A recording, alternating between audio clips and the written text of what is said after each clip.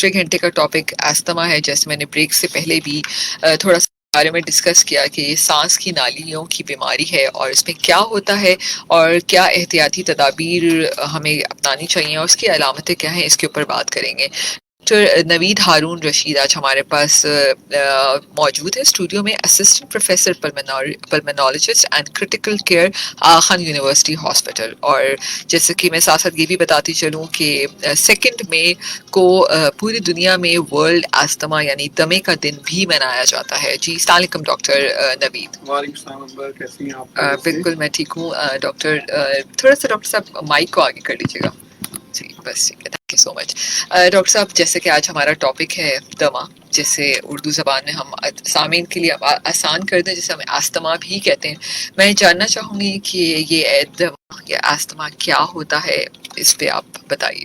अस्सलाम वालेकुम सामीन, मेरा नाम डॉक्टर नवीद है। अंबर ने मेरा इंट्रोडक्शन करवा दिया है। दमा बेसिकली सांस की नालियों की बीमारी को कहते हैं, और अगर हम इसे सादा अल्फाज में कहें तो जो नालियों के अंदर सोजिश हो जाती है, जिसकी वजह से तंगी पैदा होती है सांस की नालियों में, और सांस लेने में लोगों को डिफ़िकल्टी होती है, मुश्किलात होती है, खांसी होती है। इस तरह से डिफरेंट किस्म के अलामात जो हैं लोग इस बीमारी के अंदर फेस करते हैं। तो सांस की नालियों की बीमारियों को बेसिकली दमा कहा जाता है। सही। अच्छा डॉक्टर साहब, दमा बहुत दफ़ा ऐसा कंफ्यूजन होता है कि लोगों को समझ नहीं आती कि ये एलर्जी है या फिर दमा है। तो मैं अगर दोनों को डिफ्रेंशिएट करना चाहूँ तो क्या अलामतें हो सकती हैं? कि बहुत दफ़ा ऐसा होता है कि बहुत अरसे से एक चीज़ हो रही है, लोग उसको एंटी एलर्जी खा खा के उसको ट्रीट कर रहे होते हैं।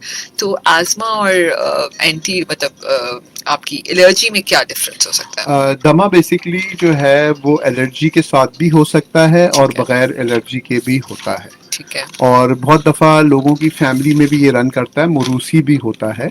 और जैसे किसी के वालिदैन को दमा है तो उसमें भी चांसेस हैं कि उनके बच्चों में या और लोगों में ये कैफियत मौजूद हो। एलर्जी के साथ भी ये एसोसिएटेड होता है, इसीलिए बहुत दफ़ा लोग एलर्जी की दवा खाते हैं, उनको थोड़ा रिलीफ मिल जाता है, तो फिर वो ऑब्वियसली वो प्रॉपर ट्रीटमेंट की तरफ नहीं जाते हैं। ऑन एंड ऑफ इनको दमे के सिम्टम्स, जिसमें सांस का होना, खांसी का होना, रेशे का बहुत ज़्यादा बनना, ये रहता है। तो ऐसी सूरत हाल में वो बेसिकली पार्शली ट्रीटेड होते हैं, लेकिन दमा और एलर्जी जो है वो एक साथ रन करती है। अच्छा, एक साथ जी, दमा एलर्जी की वजह से भी होता है, और भी वजूहात हैं जिसकी वजह से ये हो सकता है। ठीक। अच्छा डॉक्टर साहब, क्या हम दमे को इनहेरिटेड कह सकते हैं कि ये हमारी इनहेरिटेंस की वजह से भी हमारे पास आता है? जी बिल्कुल, मौरूसी हो सकता है, फैमिली में ये रन कर सकता है। वालिदैन को अगर है, या और किसी चचा को, कजन्स को, या इस तरीके के रिलेटिव्स जो आपके ब्लड रिलेशंस होते हैं, अगर उनमें ये चीज़ है तो ये आगे ट्रांसफ़र हो सकती है। अच्छा डॉक्टर साहब, डॉक्टर नवीद, ये क्या उम्र के ख़ास हिस्से में आता है या किसी हिस्से में भी डायग्नोस हो सकता है? ये बेसिकली दमा किसी भी वक्त हो सकता है। इसमें जो सबसे कॉमनेस्ट जो होता है वो बचपन से, जिसको चाइल्डहुड अस्थमा कहते हैं, ये होता है। लेकिन अडल्ट ऑनसेट अस्थमा भी एक टर्म है कि थोड़ी ज़्यादा उम्र के अंदर लोगों को ये प्रेजेंट करता है, जिसके अंदर बिटवीन 20 एंड 30 की जो एज है वो ज़्यादा कॉमन होती है। बहुत लेट एजेस में इट इज़ लेस लाइकली कि अगर कोई बूढ़ा आदमी हो और उसको अचानक अस्थमा हो जाए, इस तरह से कम होता है। लेकिन ऑब्वियसली ये बहुत सारे ट्रिगरिंग फैक्टर्स होते हैं, जैसा मैंने कहा ना कि एलर्जी भी है, कभी किसी को एलर्जी के बगैर भी किसी भी वजह से कोई एक्सपोजर हो गया, जैसे पेट्रोलियम है। बहुत से लोग आजकल, आपको पता है, घरों में इंसेक्टिसाइड्स यूज़ करते हैं, उसकी वजह से, या कोई भी ट्रिगरिंग फैक्टर हो सकता है, तो किसी भी एज में एग्रीवेट हो सकता है या सामने आ सकता है, जो पहले शायद दबा हुआ हो। सही। अच्छा डॉक्टर साहब, जैसे अभी ना हमारे पास एक कॉल थी पिछले शो में ही, तो मैं उसको शामिल करना चाहूँगी कि उनका कहना था कि उनके बच्चों को बहुत ना लंबे अरसे से खांसी है। तो यूजुअली ऐसा होता है कि जब बच्चों को बहुत खांसी कंटिन्यूस रहती है तो हम मुख्तलिफ टोटके तो कर ही रहे होते हैं, फिर कफ सिरप जो है बहुत ज़्यादा दे रहे होते हैं। हमारा ध्यान नहीं जाता कि ये लंबी खांसी किसी और तरफ भी लेके जा सकती है।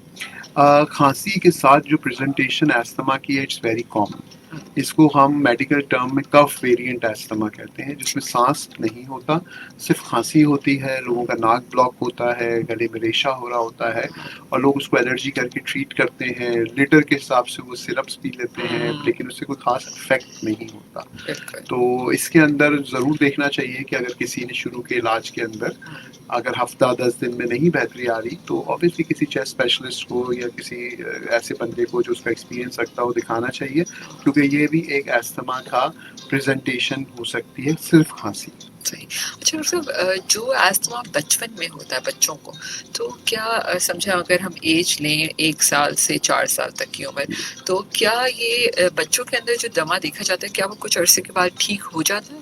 जी बिल्कुल, बहुत दफ़ा ये देखा गया है कि दमा बचपन में था, लोगों को ट्रीट किया गया, उसके बाद बहुत अरसे तक वो दमा दबा रहा और फिर किसी भी एक्सपोजर या किसी वायरल इन्फेक्शन की वजह से लेटर स्टेजेस में ऑफ द एज लाइक 15 साल, 20 साल, 25 साल, उसमें वापस से वो ज़ाहिर हुआ। तो दमा होता हमेशा, जो अगर किसी को अगर कोई एलर्जिक दमा है या कोई किसी को इनहेरिटेड है, तो एट टाइम्स वो दबा रह सकता है, लेकिन वो किसी भी वजह से उभर के फिर सामने आ सकता है। सही।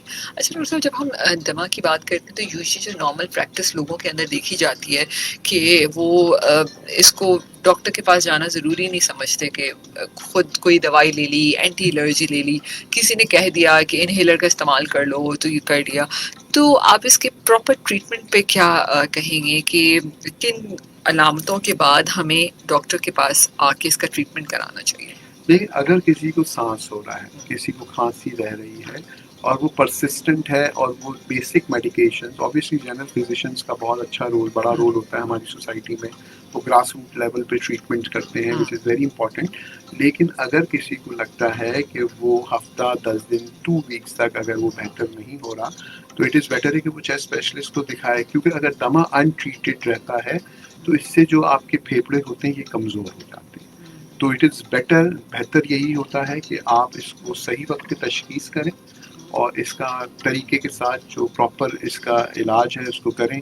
दुनिया के अंदर हमारे पास एक जीना गाइडलाइंस है, ग्लोबल इनिशिएटिव ऑफ एस्थमा, जो एक WHO की एक सबऑर्डिनेट ब्रांच है, तो वो लोगों ने बड़ी अच्छी गाइडलाइंस पूरी दुनिया के लिए मुरतब की हुई है।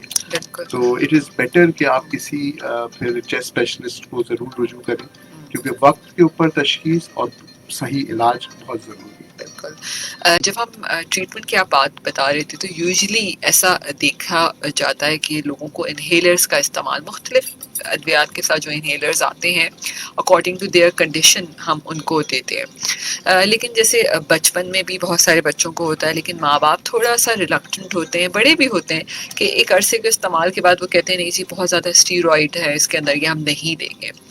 तो इस पे मैं चाहूँगी कि थोड़ी-सी जो माँ-बाप गलतफ़हमी है उसको कैसे हम दूर कर सकते हैं? अच्छा, ये एक बहुत बड़ी मिथ है, ये यहाँ पर नहीं, हम बाहर मुल्क भी जाते हैं और हम कॉन्फ्रेंसेस अटेंड करते हैं, तो इनहेलर के जो यूज़ को है लोग मायूब समझते हैं। और ये सिर्फ पाकिस्तान में नहीं, दुनिया के अंदर ये थोड़ा सा एक इशू आता है। हम अपने पेशेंट्स को ऑब्वियसली इस तरीके से समझाते हैं कि एक इंजेक्शन है, तो बगैर सिरिंज के तो आप उसको लगा नहीं सकते। तो आपके पास एक मीडियम होना चाहिए कि दवा उस मीडियम के थ्रू प्रॉपरली डिलीवर हो जाए। तो इनहेलर बेसिकली एक डिवाइस है just to deliver the medicine, लेकिन क्योंकि वो एक टैबू बना हुआ है हमारी सोसाइटी में, तो लोगों को आदत हो जाएगी और ये बहुत बड़ा इशू होता है। बहुत छोटे बच्चे तो ऑब्वियसली इनहेलर यूज नहीं कर सकते बिकॉज वो ले ही नहीं पाएंगे, they don't know, they won't be able to do the technique. लेकिन 6 इयर्स एंड अबव जो बच्चे हैं उनको हम इनहेलर्स ज़रूर वो करते हैं, क्योंकि बहुत दफ़ा क्या होता है बच्चों को ओरल फॉर्म में दवाइयाँ दी जाती हैं जिनके बहुत से साइड इफ़ेक्ट्स होते हैं, और लोग इसी वजह से कि जी वो पिलाई जा सकती हैं, आसानी से दी जा सकती हैं, तो वो उनको पिलाते हैं, जिसकी वजह से बहुत सारे फिर इश्यूज आते हैं। और जब बच्चे की तबीयत ज़्यादा ख़राब होती है तो फिर ऑब्वियसली वो किसी स्पेशलिस्ट के पास जाते हैं। तो लोगों में ये अवेयरनेस हम डेवलप करने की कोशिश करते हैं कि इनहेलर इज़ अ डिवाइस, इसका सिर्फ वही रोल है कि ये दवा को अपनी सही जगह पे पहुंचा दे, डिलीवर कर दे। बिल्कुल। तो बिल्कुल बिल्कुल सही कह रहे हैं डॉक्टर साहब। और ये मिथ पे मैं एक बात ज़रूर कहूँगी, वो कहते हैं ना कि जी अगर आपकी सेहत के लिए कोई दवाई की आपको आदत भी हो जाए तो आप सेहतमंद तो रह रहे हैं ना, तो वो आदत हो जाना क्या फ़र्क अब ये पड़ता है। आदत हमारे यहाँ जो है ना एक बड़ा वर्ड यूज करते हैं लोग, बहुत सी सिगरेट हम्म, स्मोकिंग करते हैं, उसको आदत नहीं समझते, नहीं ऐसी बहुत सी चीजों को वो तो आदत नहीं स्टाइल है समझते हमारा जी। जी। तो लेकिन आप देखिए ना, लोग ब्लड प्रेशर की दवा लेते हैं, शुगर की दवा लेते हैं, हम्म, उसको कभी आदत नहीं कहते। बिल्कुल। लेकिन ऑब्वियसली ये एक ऐसी मिथ है और ऐसी सोसाइटी में ये एक चीज आ गई है कि इनहेलर को लोग समझते हैं कि पता नहीं वो क्या हम्म, एक ऐसा, हालांकि मैं अभी भी लोगों को यही समझाता हूँ, ये जो डिवाइस है प्लास्टिक की, just to deliver the medicine which is inside बिल्कुल। आपके फेफड़ों के लिए। और ऑब्वियसली फेफड़ों के लिए पहुंचाने के लिए हमें एक प्रेशर डिवाइस की जरूरत होती है जो इनहेलर की सूरत में हमें अवेलेबल है। बिल्कुल, बिल्कुल आप सही कह रहे हैं। मैंने आस-पास लोगों को देखा भी कि इन्हेलर लेने के तरीकों पे भी लोगों को परेशानी होती है कि सही दवाई नहीं जा रही है। अब तो कुछ ऐसे इंस्ट्रूमेंट्स भी मैंने देखे हैं कि वो इन्हेलर के साथ आते हैं कि आपकी दवाई आसानी से चली जाए। तो मैं चाहूँगी उस पे भी थोड़ी-सी डिटेल बताइएगा जी बिल्कुल, प्लीज़। मैं आपको बताऊं, देखिए इनहेलर जो होते हैं दो तरह के होते हैं। नंबर एक होते हैं ड्राई पाउडर जिसको हम डीपीआईस कहते हैं, ठीक है, और एक होते हैं एमडीआईस जिसको हम मीटर डोज कहते हैं। ओके, एमडीआई जो है वो बेसिकली सबसे कॉमनेस्ट इनहेलर है जो लोगों के दिमाग में होता है, जिसको लोग पंप कहते हैं। अच्छा, अब मसला ये होता है कि कुछ ऐसी मेडिसिन होती हैं इनहेलर में जो ऑब्वियसली आपको जगह पे पहुंचानी ज़रूरी होती है। लोगों की जो टेक्निक होती है, जो लोग इसको यूज़ करते हैं, वो बहुत इंपॉर्टेंट होती है। हम आगा खान में अपने इंस्टीट्यूट में हमारे पेशेंट्स को बाकायदा इसकी टीचिंग देते हैं बिल्कुल। Before sending them home. Hmm, तो उसमें बेसिकली एक स्पेसर होता है, hmm, it's a small device, hmm, छोटी सी बोतल होती है जो उस इनहेलर के साथ हम लगा के लोगों को देते हैं, ठीक है। जिससे प्रॉपर डोजिंग जो है लोगों की होती है। और माउथ के अंदर कुछ लोगों को अल्सर्स वगैरह की शिकायत होती है, ये हुँ, सारी चीज़ें हुँ, इनहेलर के यूज़ के बाद होती है, हुँ, तो वो भी वो प्रिवेंट करती है। बिल्कुल, साथ में इसके बाद कुल्ली करने का हम ज़रूर लोगों को मशवरा देते हैं ताकि लोगों का माउथ साफ रहे और जो भी दवा रह गई है मुंह में रेजिड्यूज वो साफ़ हो जाए, क्लियर हो जाए। बिल्कुल। अच्छा, दूसरा फॉर्म इसका होता है ड्राई पाउडर, जो अब लेटेस्ट डेवलपमेंट हुई दुनिया के अंदर हुँ, लोगों का कंप्लाइंस बढ़ाने के लिए, ताकि हुँ, लोग यूज प्रॉपर करें। तो पाउडर फॉर्म में भी इस दवा को अब लेके आ चुके हैं, जो ज़्यादा आसान होती है लेना। उसमें स्पेसर्स वगैरह की ज़रूरत नहीं होती, आप डायरेक्ट उसको लेते हैं, एक जोर से इनहेल करते हैं और इसके बाद कुल्ली कर लेते हैं। तो ये यूज़र फ्रेंडली होती है। सही। अच्छा डॉक्टर साहब, हमारे पास एक छोटा-सा कमर्शियल ब्रेक है। कमर्शियल ब्रेक के बाद मैं चाहूँगी कि आप हमारे सामीन को बताइए कि इन्हेलर का इस्तेमाल तो आपने बताया कि मुख्तलिफ़ तरीक़ों से अब आसानी से हो सकता है। इन्हेलर की जो ज़रूरत है वो भी आपने बताई, ज़ाहिर है इसका इलाज है। बहुत दफ़ा ऐसा होता है कि हम ऐसी एक्टिविटीज़ कर रहे होते हैं जिससे दमा होने का यानी उसका अटैक होने का ख़दशा हो सकता है। तो किन चीज़ों की एहतियात करनी चाहिए? इन्हेलर्स को अपने साथ कब-कब रखना चाहिए? तो इन चीज़ों पे बात करें। घर में कोई एहतियाती तदाबीर ऐसी करनी चाहिए जिससे ये अस्थमा ज़्यादा ना हो और इसका अटैक ना हो। ठीक है, हो जाए तो क्या इमरजेंसी इसमें किया जाता है। इन तमाम बातों पे बात करेंगे सामीन। अच्छा, आपने कहा ना कि ओरल मेडिसिन से साइड इफ़ेक्ट्स होते हैं, तो ये अस्थमा की दवाई डायरेक्ट हमारे सांस की नाली में जाती है जिसमें। जी, बेसिकली साइड इफ़ेक्ट्स ओरल से ये होते हैं हुँ, कि जैसे वेंटोलिन है, हुँ, सैलब्यूटामॉल हुँ, एक कंपाउंड है, उसका सिरप भी आता है। हुँ, तो लोग उसको पिला देते हैं, जिसकी वजह से हार्ट रेट बढ़ जाता है, जिस्म हाँ, में लर्ज़ा तारी हो जाता है। बिल्कुल। तो हमारे पास जो इन्हेलर में दवा होती है, एक तो पहली बात है इसका कंटेंट बहुत कम होता है। ठीक है। लोगों में ये बड़ा इश्यू होता है कि ये तो स्टेरॉइड्स हैं। हुँ, तो स्टेरॉइड्स ऑब्वियसली इन्हेलर्स में होते हैं और वो इतनी कम मिकदार में होते हैं हुँ, कि माइक्रोग्राम्स में होते हैं, हुँ, और प्लस इसका एब्जॉर्प्शन भी बहुत कम होता है आपके हाँ, जिस्म के अंदर। तो इसके साइड इफेक्ट्स इतने ज़्यादा नहीं होते जितने लोगों के अंदर एक स्टेरॉइड्स का वो एक हुँ, प्रॉब्लम है। हुँ, हाँ, ओरल स्टेरॉइड्स को इंसान खा रहा हो और ऑब्वियसली उसके कुछ साइड इफेक्ट्स ज़्यादा होते बिल्कुल, हैं कंपैरेटिवली, तो हम नहीं चाहते कि हमारे पेशेंट्स ओरल स्टेरॉइड्स पे जाएं। सही बात है। इसीलिए हम उनको इनहेलर फॉर्म में देना चाहते हैं कि कम डोज में ही उनकी तबीयत बेहतर रहे और उनको स्टेरॉइड्स ओरल फॉर्म में ना लेना पड़े, क्योंकि जब दमा बहुत ख़राब होता है लोग हॉस्पिटल में आ जाते हैं, तो फिर उसके लिए इंजेक्टेबल्स और ओरल स्टेरॉइड्स की ज़रूरत पड़ती बिल्कुल, है। नहीं आप बिल्कुल सही कह रहे हैं कि मुझे याद है कि जब हम कोविड की बात करते थे, कोविड का दौर था, तो स्टेरॉइड देने की वजह से कभी किसी के लोगों के शुगर लेवल्स बढ़ जाते थे, जी। कुछ और प्रॉब्लम्स थी, लेकिन ज़ाहिर है उस वक़्त क्रिटिकल पेशेंट को देना भी ज़रूरी था। अच्छा डॉक्टर साहब, कुछ और सवालात भी ऐड करते हैं इसमें है कि नेबुलाइज़ेशन की क्या अहमियत है अस्थमा के अंदर? नेबुलाइजेशन बेसिकली छोटे बच्चों में, और अगर किसी की तबीयत ज़्यादा ख़राब है और जिसको हम अपनी ज़बान में अस्थमा एक्सजर्बेशन कहते हैं। हाँ, तो उसमें आमतौर पे इनहेलर्स का रोल इतना अच्छा नहीं होता, क्योंकि जब तबीयत ख़राब होती है इंसान वैसे भी उसको प्रॉपरली ले नहीं पाता। ठीक है। तो उसमें नेबुलाइजर्स का रोल होता है। नेबुलाइजर्स में कंपैरेटिवली दवा का डोज ज़्यादा होता है, और उसका यूज़ यूजुअली उन लोगों के लिए है या तो वो इनहेलर्स ना ले सकें, या उनकी तबीयत इतनी ख़राब हो कि उनको हमें ज़्यादा डोज देने की रिक्वायरमेंट हो। बिल्कुल।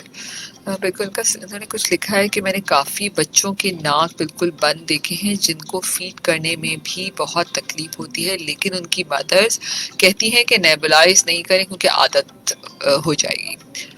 ये तो वही वाली मिथ है, लोगों को आदत का एक मसला है। देखिए, दवा है, जी। हमारे पेट में दर्द होता है, हम पेट की दवा लेते हैं। छोटे बच्चों के लिए तो सबसे पहले नाक को खोलने के लिए तो एस्पिरेट करना चाहिए ताकि उसको क्लीन किया जा सके। नॉर्मल सलीन आता है, वो यस। कीनना चाहिए।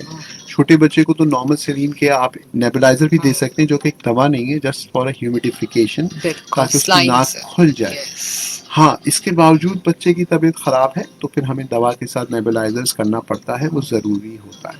स्टीम का क्या रोल है डॉक्टर साहब? स्टीम पे लोगों के ना बड़े कॉन्फ्लिक्ट्स हैं कि ड्राइनेस कर देती है, कोई फ़र्क नहीं पड़ता, स्टीम नहीं लेनी चाहिए। स्टीम पे हमें जो क्लिनिक में हर दफ़ा स्टीम का सवाल ज़रूर आता है। हाँ, तो मैं लोगों को यही कहता हूँ कि देखिए, steam is a form of humidification, भाप। भाप है।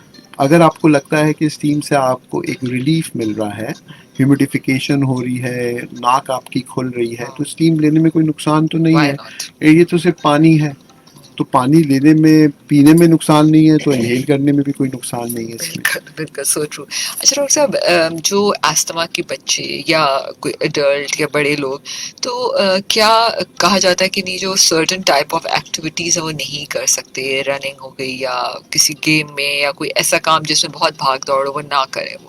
अच्छा, तो इसमें तरीक़ाकार जो हमारा हमारा बेसिकली मकसद ही होता है कि जो एस्थमेटिक पेशेंट है, हालाँकि मैं उनको पेशेंट नहीं कहता, because asthma is not a disease, बिल्कुल, ठीक है ना? ये एक कंडीशन एलर्जी हो है, सकती एक है। कंडीशन है, एक बॉडी के साथ, उसके साथ लोग पैदा भी होते हैं ना, जिस तरह मैंने कहा मोरूसी भी होती है। बिल्कुल, तो हमारा मेन एम एज़ पल्मोनोलॉजिस्ट ये होता है कि इंसान अपने daily routine as a normal person perform करता रहे। बिल्कुल। अगर वो अपनी मेडिकेशंस पे, इन्हेलर पे बहुत अच्छी तरीके से उसने अपना ट्रीटमेंट कर रहा होगा, तो he can do any kind of activity he wants to, जो दूसरा आदमी कर सकता है। बिल्कुल। इसमें बस ये होता है कि इन्हेलर में हम कभी-कभी 2 तरीके के इन्हेलर्स होते हैं बेसिकली, एक रेगुलर ट्रीटमेंट की मोडालिटी होती है और एक रिलीवर्स कहलाते हैं, जो एज़ ठीक पर है। नीडेड होते हैं। तो कुछ लोग अगर एस्थमेटिक हैं और हम उनको सिर्फ ये एडवाइस करते हैं कि जो रेस्क्यू इन्हेलर्स जो होते हैं, रिलीवर्स, वो आप अपने साथ बैग में, अपने पर्स में रखें। गॉड फॉरबिड कहीं आपको सांस या खांसी का दौरा पड़े, तो आप उस इन्हेलर को लेके वापस से अपनी एक्टिविटीज़ में वापस परफॉर्म कर सकते हैं। इसकी अच्छी बात ये होती है। बिल्कुल। लेकिन you need a proper physician जो पल्मोनोलॉजी में इंटरेस्ट रखते हैं, जो पल्मोनोलॉजिस्ट हैं, आपका उनके साथ राब्ता होना चाहिए ताकि वो गाए बगाए आपकी चीज़ों को ठीक है, बेहतर करते रहें। बिल्कुल। अच्छा डॉक्टर साहब, बहुत सारे ऐसे लोग होते हैं, ये सवाल इस पे है लेकिन मैंने इसको जो समझा वो मैं आपको डिलीवर कर रही हूँ कि बहुत सारे लोग मुख्तलिफ इंडस्ट्रीज़ में काम करते हैं, जैसे कोयले की खान हो गई या टेक्सटाइल इंडस्ट्री हो गई जहाँ धागे का इस्तेमाल है, या बहुत केमिकल इंडस्ट्रीज़ हो गई। ठीक है, आपको नहीं पता चलता, आप सालों से एक रूटीन पे काम कर रहे हो, तो आपको छोटे मोटे सिम्टम्स होते हैं लेकिन यू इग्नोर। तो क्या ऐसे लोगों को अस्थमा हो सकता है? उनको अपने लंग्स की चेक करवाते रहना चाहिए कंडीशन? आपका ये बहुत इम्पोर्टेंट नंबर सवाल है, बिकॉज पाकिस्तान अनफॉर्चुनेटली उन कुछ मुल्कों में इस वक्त भी शामिल है जहाँ पे biomass fuel exposure is very common. आप हमारे नॉर्दर्न एरियाज़ की तरफ चले जाएं, आप बलूचिस्तान की साइड चले जाएं, रूरल एरियाज़ की तरफ, वहाँ पर आज तक लकड़ी का इस्तेमाल बहुत ज़्यादा है। लोग चूल्हे लकड़ी के होते हैं, सर्दियों में लकड़ियाँ जलती हैं, जिससे बायोमास फ्यूल एक्सपोजर होता है, जिसकी वजह से एक टर्म हम यूज़ करते हैं COPD। ये एक ब्रॉड टर्म है और इसके अंदर ये अस्थमा की तरह के सिम्टम्स होते हैं, लेकिन ये ज़्यादा डिफ़िकल्ट टू ट्रीट होती है, क्योंकि अस्थमा मैंने आपको बताया था कि मोरूसी और एलर्जिक फॉर्म में होता है, लेकिन बिल्कुल। ये जो बायोमास फ्यूल एक्सपोजर है, इसकी वजह से होता है। प्लस अस्थमा उन लोगों को हो सकता है जिनको इस तरीके के केमिकल, जैसे हम लोग घरों में पेस्टिसाइड्स यूज़ करते हैं, बिल्कुल। तो ये बहुत ज़रूरी है कि आप अगर कहीं ये तरह की दवा यूज़ करें तो उस रूम में आप ना जाएं, कम उसको से कम। पहले बिल्कुल। वेंटिलेट करें, खुला करें और इसके बाद वहाँ पे जाएं, वरना लोगों को अस्थमा डेवलप भी हुआ है इस तरह के एक्सपोजर्स के बाद। बिल्कुल। लेकिन ये जो कोयले की कान इसको ऑक्यूपेशनल हैजर्ड्स में आता है। दुनिया में तो इसके ऊपर बहुत ज़्यादा बिल्कुल, रिस्ट्रिक्शंस हैं, लेकिन अनफॉर्चुनेटली हमारे मुल्क में अभी भी इस चीज़ को इतना लाइटली लिया क्योंकि जाता है। केमिकल इंडस्ट्रीज हैं जहाँ फ्यूम्स हैं, बहुत जी there are so many other thing. एक कॉल शामिल करते हैं जी। अस्सलाम वालेकुम। अस्सलाम वालेकुम। जी, अस्सलाम वालेकुम, अहमद बात कर रहा हूँ। अनस ये जी। डॉक्टर साहब से बात कराइएगा। जी जी प्लीज। अस्सलाम वालेकुम जी। अस्सलाम वालेकुम। अस्सलाम सर, डॉक्टर साहब खैरियत है? अल्लाह का डॉक्टर शुक्र है। साहब ये क्या 5-6 महीने को भी के बच्चे को भी दमा हो सकता है क्या? सर ये दमा जो होता है ना, ये बेसिकली बचपन से हो सकता है और छोटे बच्चों में भी इस तरह के सिम्टम्स होते हैं। उसको बहुत सारे नामों से डिफाइन किया जा सकता है। आमतौर पर इतने छोटे बच्चे जिसकी आप बात कर रहे हैं उनको चेस्ट इन्फेक्शंस और इसको ब्रोंकियोलाइटिस कहते हैं, इस तरीके की चीज होती है जिसके बाद दमे जैसे सिम्टम्स आ सकते हैं। अच्छा, इसे दमा तो नहीं कहेंगे सर? ये दमा तो दमा दमा की जो है ना डायग्नोसिस आमतौर पे जो है ना हिस्ट्री के ऊपर और कुछ टेस्ट पे होती है। छोटे बच्चों में हम फौरन से उसको एस्थमा नहीं कहते, लेकिन ये है कि ऐसे लोग जिनको इस तरह के बचपन में सिम्टम्स हो रहे हो, सांस के, खांसी के, चेस्ट कंजेशन के, उनमें चांसेस होते हैं कि वो थोड़े अगर बड़े हों तो उनको एस्थमा डेवलप हो सकता है। बहुत बहुत शुक्रिया, बहुत थैंक बहुत यू, शुक्रिया। अल्लाह आपको थैंक यू सो मच जी।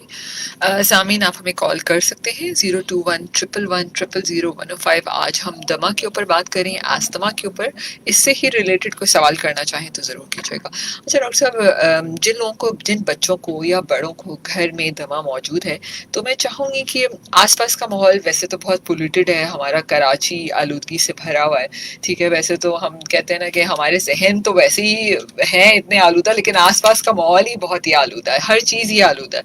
तो क्या करें, मतलब एहतियात कोई आसपास के माहौल, एनवायरनमेंट कैसा होना चाहिए अस्थमा के पेशेंट के लिए? देखिए, इसमें हमारा जो सबसे बड़ा जो इसमें हमारा रोल होना चाहिए कि हम पोल्यूशन को किस तरीके से कम कर सकें। देखिए, हवा को हम चेंज नहीं कर सकते, वो हर बिल्कुल तरफ है। तो जो इसमें सबसे अच्छी चीज़ है जो हमारे दीन में भी है कि आप दरख्त लगाएं, बिल्कुल सदका जारिया है, सही। जिससे आपकी एयर की इम्प्रूवमेंट आ सकती है। तो आप अगर कहीं भी रहते हैं, चाहे आप अपार्टमेंट में रहते हैं, घर में रहते हैं, तो आप अपने घर के पास दरख्तों का आप वो लगाएं। ठीक है ना। अगर आपको लगता है कि कुछ ऐसी जगहों पे आपको जाना पड़ रहा है जहाँ धूल मिट्टी बहुत ज़्यादा है, तो मास्क का इस्तेमाल करिए। बिल्कुल बीच में कोविड की वजह से बड़ी बहुत अच्छी कंट्रोल अवेयरनेस था। आई थी और हमारे पास अपने जो पेशेंट्स थे उनमें दमे के और दूसरी किस्म के रेस्पिरेटरी की जो बीमारियां थी वो कम हो गई थी जब लोग एहतियात कर रहे थे। बिल्कुल लेकिन ऑब्वियसली जैसे ही वो एहतियात ख़त्म हुई तो ये वापस से चीज़ों ने आना शुरू कर दिया। बिल्कुल तो इसमें अपना ख्याल रखना बहुत ज़रूरी है, एनवायरनमेंट का ख्याल रखना बहुत ज़रूरी है, क्योंकि ये हवा है तो हम हैं। बिल्कुल तो दरख्तों का लगाना, पोल्यूशन को करना, अपनी गाड़ियों की मेंटेनेंस करना, ये सारी चीज़ें जो हैं वो ज़रूरी हैं। और साथ में अपनी प्रोटेक्शन के लिए मास्क का इस्तेमाल करना ज़रूरी है, अगर बिल्कुल। आप कहीं ऐसी जगह है जहाँ बहुत ज़्यादा धूल मिट्टी हो। एक कॉल लेते हैं जी। अस्सलाम वालेकुम। वालेकुम सलाम, अस्सलाम वालेकुम। जी, कहाँ से बात कर रहे हैं, कौन बात कर रहे हैं? मैं जान से बात कर रहा हूँ सतीपाड़ी से, और डॉक्टर साहब को भी सलाम वालेकुम डॉक्टर जी वालेकुम जहाँ अस्सलाम। से क्या सवाल करेंगे? साहब। डॉक्टर साहब मेरे तो खैर अल्लाह का शुक्र है हुई है जी, लेकिन मेरा आना जाना ज्यादा होता है ना सर्दी उमदा की साइड से ना। जी जी तो बहुत सारा टाप की साइड पे जैसे मैं उमदा से आगे जाता हूँ तो मेरे को बड़ी प्रॉब्लम शुरू हो जाती है सांस में ना। सांस में तो प्रॉब्लम, ठीक है। मतलब 2-3-4 घंटे जो है ना बड़े मुश्किल से मेरे गुजरते हैं वहाँ पे। तो और कोई सांस की प्रॉब्लम तो नहीं है, तो इसका कोई पेशेंट बता देंगे सब प्लीज? ठीक है जी डॉक्टर साहब, लाइव बताते हैं इसको, आप सुनिए। थैंक जी। यू। आपका जो है ना ये सवाल ऑब्वियसली बहुत से लोगों के लिए ये प्रॉब्लम होता है, लेकिन देखें इसमें दो तरीके हो सकते हैं। क्योंकि अगर आपको सी लेवल पे, जो हम कराची को कहते हैं, उसमें अगर कोई सांस की तकलीफ नहीं है ऊंचाई और सिर्फ ऊंचाई पे हो रही है, तो उसमें बहुत दफ़ा ऑक्सीजन का भी मामला हो सकता है। So true. क्योंकि एक मैंने अभी रिसेंटली अपना एक डेटा पढ़ा था कि 7000 फीट की अगर हम बुलंदी पे है, जो मरी की एक बुलंदी है जो आपने मेंशन की है, वो तो उससे भी ज़्यादा ऊपर है। तो उसके ऊपर हमारा जो सैचुरेशंस हैं वो तकरीबन 5 के करीब गिर जाती है। अगर किसी इंसान की 95 है वो 90 हो जाएगी, अगर 90 है तो वो 85 हो सकती है। लेकिन आपको मेरी एडवाइस यही होगी कि आप अपना एक मुकम्मल चेकअप कराइए, जिसमें बेसलाइन चेस्ट एक्सरे होता है और एक दमे के लिए टेस्ट हम यूज़ करते हैं, पल्मोनरी फंक्शन टेस्ट। वो आप ज़रूर करवा सकते हैं और किसी पल्मोनोलॉजिस्ट को दिखा सकते हैं कि कोई फेफड़ों में ऐसी कमज़ोरी तो नहीं है जो आपको ये चीज़ ज़्यादा हो रही है। क्योंकि अल्लाह ने हमें इस तरीके से बनाया कि हमारी ऑक्सीजन आमतौर पे 98-97 पे रहती है, which is the normal range. और अगर वो कम भी होगी तो वो 90-92 तक जाती है। लेकिन अगर किसी की बेसलाइन ही 90-92 है तो ऑब्वियसली वो 85 तक, 85 तक जाएगी, तो उसको फिर ये सांस की तकलीफ हो सकती है। तो इसके लिए ज़रूरी है कि आप एक चेस्ट एक्सरे और एक पल्मोनरी फंक्शन टेस्ट करा के किसी पल्मोनोलॉजिस्ट को एहतियातन दिखा दें। बिल्कुल। अच्छा डॉक्टर साहब, यूजुअली अस्थमा जो ट्रिगर होता है जब, तो ट्रिगर में इमरजेंसी कंडीशन क्या है, मतलब क्या किस चीज़ के साथ पेशेंट आएगा कि फ़ौरन हॉस्पिटल जाने की ज़रूरत है? ये आपका बहुत इंपॉर्टेंट सवाल है। ट्रिगर हर मरीज का अलग हो अलग सकता होता है। देखिए इसमें जो होता है, अगर तो सीवियर एस्थमा है जिसको हम कहते हैं लाइफ थ्रेटनिंग एस्थमा, उसमें तो हम अपने पेशेंट्स को क्लिनिक से ही रेफर कर देते हैं इमरजेंसी में। और इसमें 2-3 चीज़ें साइंस बहुत इंपॉर्टेंट है। अगर किसी को गनूदगी शुरू हो जाए ठीक है। सांस के साथ, अगर किसी का सांस बहुत तेज चल रहा हो, जैसे पसलियां चल रही होती हैं, ठीक है। बच्चों में भी यही अलामात होंगी जो मैं बड़ों के लिए बता रहा हूँ। ठीक है। और तीसरे नंबर पर अगर किसी की ऑक्सीजन की सैचुरेशंस कम होना शुरू हो जाए तो उसे फ़ौरन से इमरजेंसी रेफ़र करना चाहिए, क्योंकि ये लाइफ थ्रेटनिंग अस्थमा की तरफ जा रहा होता है मामला। और इसको ट्रीट किया जा सकता है बहुत प्रॉम्प्टली, लेकिन उसके लिए हमें मॉनिटरिंग की और इंजेक्टेबल दवाइयों की ज़रूरत पड़ती है, तो फिर hospitalization is a better option. बिल्कुल। अच्छा डॉक्टर साहब, एक छोटा सा अच्छा डॉक्टर साहब, ब्रेक से पहले हम बात कर रहे थे कि बहुत सारे ऐसे लोग हैं जो सिगरेट नोशी करते हैं और उनको हर वक्त एक कंटिन्यूस खांसी रहती है, तो क्या वो भी एक अस्थमा है? क्या हम सीओपीडी की अगर जब हम बात करते हैं और अस्थमा, तो हम इसको एक ही चीज समझें या कुछ डिफरेंस है इसमें? देखिए सीओपीडी और एस्मा जो है ना, एक ब्रॉड टर्म दोनों में ऑब्स्ट्रक्टिव एयरवे डिजीज की आती है। ठीक है। एस्थमा में रिवर्सिबिलिटी होती है, मींस के दवाओं से बड़ा अच्छा रिस्पांस आता है। ठीक है। लेकिन सीओपीडी के अंदर इशू ये होता है कि जो दवाओं का रिस्पांस है वो इतना अच्छा नहीं होता, तो उसे ट्रीट करना डिफ़िकल्ट होता है। उनके साइंस एंड सिम्टम्स जो हैं वो सिमिलर हो सकते हैं, लेकिन हिस्ट्री में फ़र्क होता है। जैसे एस्मा तो किसी बच्चे को भी हो सकता है, वो स्मोकर तो नहीं है। बिल्कुल। सीओपीडी के लिए स्मोकिंग का होना या बायोमास फ्यूल एक्सपोजर या किसी टॉक्सिक इनहेलेशन का, जैसे किसी केमिकल फैक्ट्री का या इस तरह की चीज़ों का हिस्ट्री के अंदर मिलना होता है, तो जिसकी वजह से हम इसको डिफ्रेंशिएट कर सकते हैं। लेकिन ये होता है मोर डिफ़िकल्ट। और जिस तरह की खांसी की आपने बात की, इसको टिपिकली हम कहते हैं स्मोकर्स कफ, बिकॉज सीओपीडी जिनको डेवलप हो रहा होता है, जो स्मोकिंग करते हैं, उनका रेशा बहुत बनता है और आस्ते आस्ते वो इतना ज़्यादा बनता है कि वो कंटिन्यूसली खांसते रहते हैं रेशे को साफ करने के लिए, तो उसको क्रॉनिक ब्रोंकाइटिस का वर्ड भी इसमें यूज़ होता है। सीओपीडी के लिए कोई अलग से टेस्ट होता है? जी, टेस्ट उसका यही होता है, जो पल्मोनरी फंक्शन टेस्ट होते हैं वो भी किए जाते हैं, साथ में एक्सरेज होते हैं। ठीक है। साथ में उनकी हिस्ट्री बहुत इंपॉर्टेंट होती है, जैसा मैंने आपको कहा कि स्मोकिंग की हिस्ट्री या ऑक्यूपेशनल हैजर्ड्स जो हैं उसकी हिस्ट्री होती है, बायोमास फ्यूल एक्सपोजर की हिस्ट्री होती है। तो मोर और लेस चीज़ें जो एक ही तरह से होती है, ट्रीटमेंट मोडालिटीज़ भी सिमिलर होती हैं, लेकिन सीओपीडी को ट्रीट करना बहुत डिफ़िकल्ट होता है। और उसमें सबसे पहली जो ट्रीटमेंट मोडालिटीज़ में हम यूज़ करते हैं वो होती है क्विट स्मोकिंग, कि स्मोकिंग को जब तक आप छोड़ेंगे नहीं, जिस चीज़ की वजह से वो प्रॉब्लम में आ रहा है इंसान, तो वो मसला फिर रहता है। Very difficult thing. लोग जो सुन रहे होंगे, मैंने बहुत सारे लोग, आप भी देखते होंगे डॉक्टर साहब, आसपास के कंटिन्यूस खांस रहे होते हैं, स्मोकिंग भी कर रहे होते हैं, सब कुछ कर सकते हैं, लेकिन ये लोग स्मोकिंग क्विट नहीं करना चाहते लोग। दिस इज समथिंग कि ये हम लोग तो ये कहते हैं कि ये बहुत अब इतनी बड़ी एडिक्शन है कि ये एक बेसिकली एडिक्शन से ज़्यादा आदत बन जाती है लोगों की।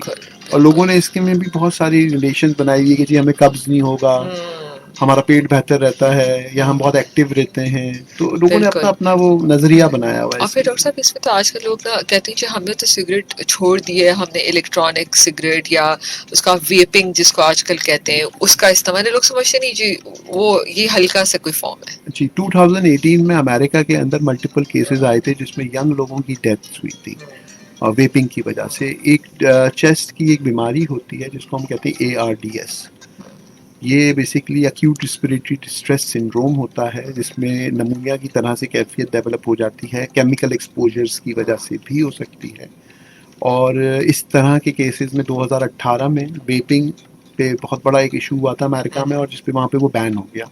और 2019 में यूके ने भी उसको बैन कर दिया। अब हम और अब क्योंकि हर किसी ने बैन कर दिया है, तो कहीं तो उन्होंने अपना प्रोडक्ट को बेचना है, तो अब वो आप पाकिस्तान में पाकिस्तानी। और लिटरली डॉक्टर साहब, डॉक्टर नवीद, मैं यंग बच्चों को देखती हूँ, उनके हाथों में पकड़े होते हैं। मतलब आई वाज सो शॉक्ड कि मैं जब कहीं देख रही होती हूँ, मैं लोगों को, बच्चों को रोक के कहती हूँ कि ये फैशन नहीं है, इट्स नॉट अ टॉफी जो तुम लोग मजे से खा रहे हो। ये उसी तरीके से है जिस तरह से आपने कहा था कि इंसेक्टिसाइड्स, पेस्टिसाइड्स, केमिकल्स, ये वही चीज़ें हैं जिसको लोग अपने इनहेल कर रहे हाथ से इनहेल कर रहे होते हैं।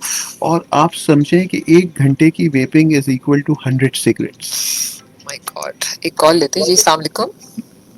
अस्सलाम खैरियत से। जी आप कौन? नदीम बोल रहा हूँ कराची से। जी नदीम साहब, क्या सवाल करेंगे? मैंने डॉक्टर साहब से पूछना था, एक्चुअली मेरे को ना रेशा बहुत आता है, हालांकि मैं स्मोकिंग करता हूँ, बेटालेंट जरूर लेता हूँ समटाइम। तो ये रेशा मेरे को कुछ ज्यादा और सर्दियों में कुछ बहुत ज्यादा हो जाता है।